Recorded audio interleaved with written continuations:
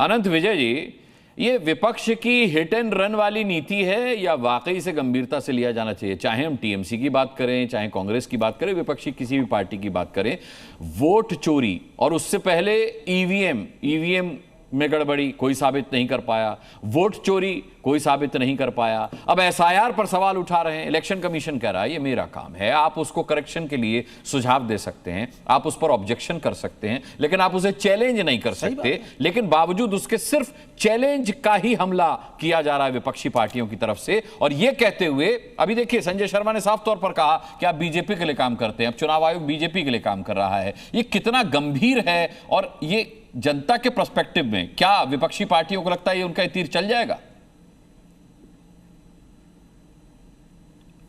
Unmute कीजिए अपने आप को अनंत जी।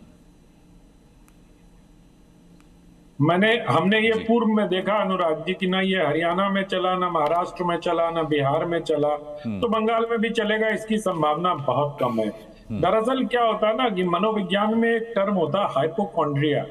Hypochondria is a serious illness, लेकिन जब पॉलिटिकल हाइपोकॉन्ड्रिया हो जाता है ना, इसका लक्षण ये होता है कि उस व्यक्ति को पूरी दुनिया उसके खिलाफ साजिश करती हुई दिखाई देती है। और यही पॉलिटिकल हाइपोकॉन्ड्रिया में होता है कि किसी एक पार्टी को लगता है कि पूरी दुनिया उसके खिलाफ साजिश कर रही है। अब समस्या ये है कि तृणमूल कांग्रेस के साथ समस्या है कि वो INDIA गठबंधन का भी कोई दल उनके साथ नहीं है। जो जिस राष्ट्रपति की बात कर रहे थे उस पर कांग्रेस पार्टी ने भी क्या स्टैंड लिया आपने सुना ही था उनको, अधीर रंजन चौधरी को किस प्रकार से उन्होंने टीएमसी सरकार की आलोचना की। तो मैं उन पर नहीं जाता क्योंकि राष्ट्रपति पर आज ये बहस नहीं है। लेकिन ये बहुत ही आश्चर्य की बात है और चिंता की भी बात है कि तमाम संवैधानिक संस्थाओं को गो बैक के नारे लगाए जाते हैं उनके पास। क्या राष्ट्रपति, चुनाव आयोग, ED, CBI कोई भी बंगाल में नहीं जा सकती। और जो लोग ये कहते हैं कि संविधान के खिलाफ ढांचा पर प्रहार करने, कौन प्रहार कर रहा है ये तो देखना चाहिए ना। संजय शर्मा जी बीच में मत बोलिए, मैं सिर्फ आपको याद दिलाना चाह रहा हूं कि आप संघीय ढांचे की बात कर रहे थे सर। संघीय ढांचा कौन तोड़ रहा है इसको भी तो देखना चाहिए। आज जो हुआ CEC की बैठक में आपके मंत्री और उनके बीच जिस प्रकार के आपके मंत्री ने वहां से निकल के आरोप लगाए कि हम पर चिल्ला रहे थे, उसके पहले आपके एक नेता ने कहा कि ममता बनर्जी की तरफ उंगली दिखा के बात कर रहे थे, उंगली काट ली जाएगी चुनाव आयोग की। तो ये सब क्या है सर? इस पर कभी भी गंभीरता से विचार किया है क्या ममता दीदी ने?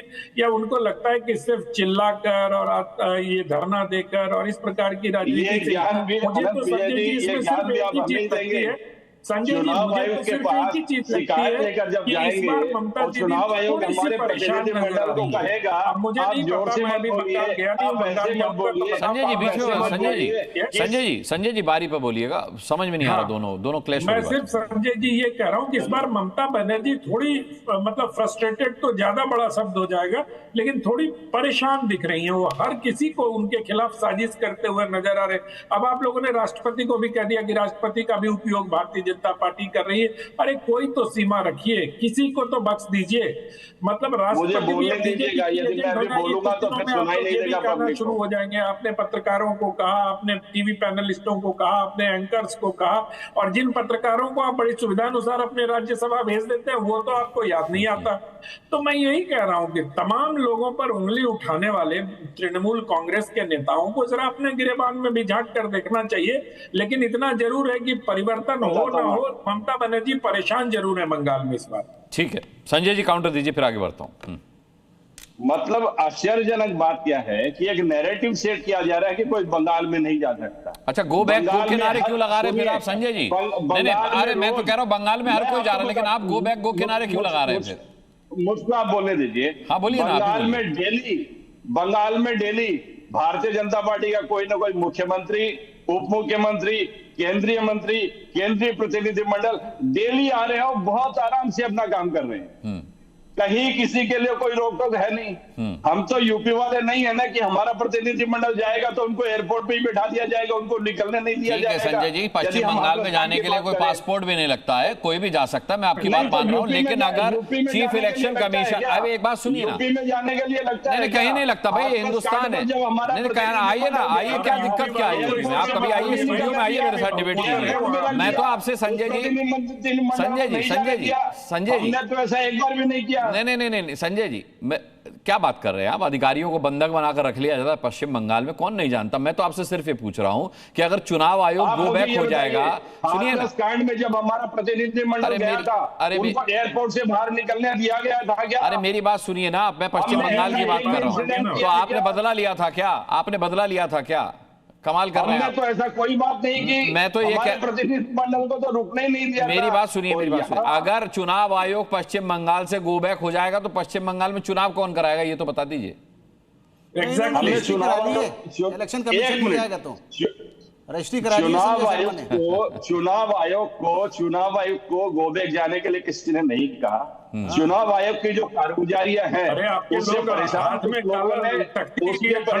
लोगों ने गो बैक का नारा लगाया है। ये एक प्रकरण उपस्थित हो गया, इससे हमारी पार्टी कोई नाराज लोग यदि करे, हम क्या कर सकते हैं?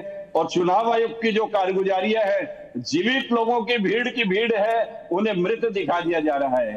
ये सोचने की बात है कि आज जो जीवित लोग हैं उनको करेक्शन के लिए समय भी दिया जा रहा है। कई ऐसे उदाहरण हैं, मेरे अपने रिश्तेदारों को मृत घोषित कर दिया गया, उन्होंने वापस फॉर्म भरा, अब वो जीवित हैं चुनाव आयोग की लिस्ट में। दिक्कत क्या है? त्रुटियों के लिए हमेशा एक आपको एक हमेशा स्पेस दिया गया है त्रुटियों के लिए, कि अगर कोई त्रुटि है उसकी सुधार के लिए। शर्मा जी सुनिए एक मिनट, हाँ, एक मिनट सुनिए शर्मा जी।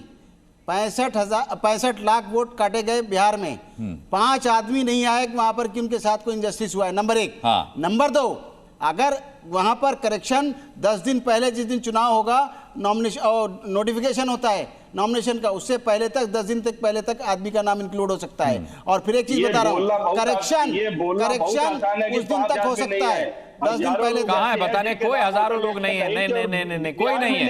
अरे आप 5 लोग को लेकर आइए ना, आप 5 लोग को लेकर आइए, आप 5 लाख। बिहार में 60-70 लाख लोगों के वोट कटने की बात, के 60-70 लोग सामने नहीं आए किसी विपक्षी पार्टी के।